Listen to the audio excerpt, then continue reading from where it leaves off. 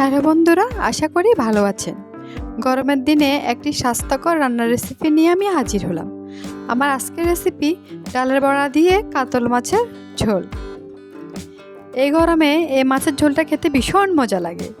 তাহলে শুরু করা যাক। আমার চ্যানেলে এখনও যারা সাবস্ক্রাইব করেননি, সাবস্ক্রাইব করে বেল বাটনটা অন করে দিবেন। কড়াইতে দিয়ে দিলাম পরিমাণ মতো তেল। আমি এখানে ডালটাকে কাঁচামরিচ, পেঁয়াজ কুচি, লবণ, হলুদ দিয়ে ভালো করে মেখে নিয়েছি। এখন বড়াগুলোকে আমি দিয়ে দিব।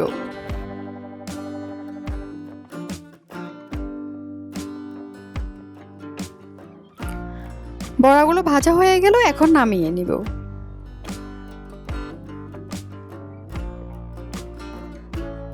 এখন মাছগুলো ওই তেলের মধ্যে আমি দিয়ে দিলাম।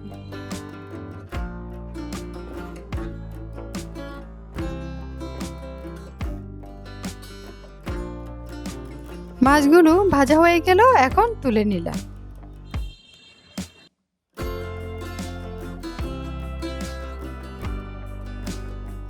এখন এই তেলের মধ্যে আমি দিয়ে দিব 2টি তেজপাতা ও 5 ফোড়ন। এগুলো হালকা ভাজা হলে আমি এখানে দিয়ে দিব কেটে রাখা আলু।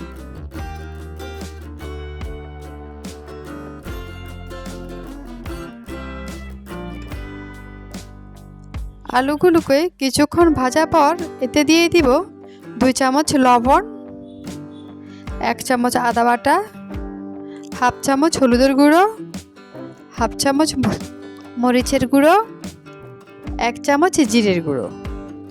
এখন সব কিছুকে আমি ভালোভাবে ভেজে নিব কিছুক্ষণ।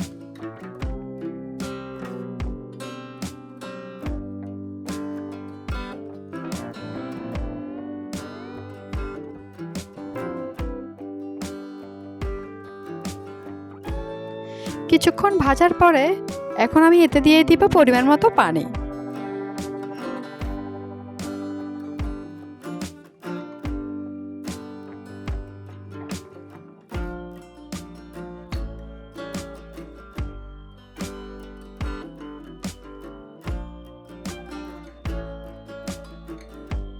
রান্না প্রায় হয়ে গিয়েছে।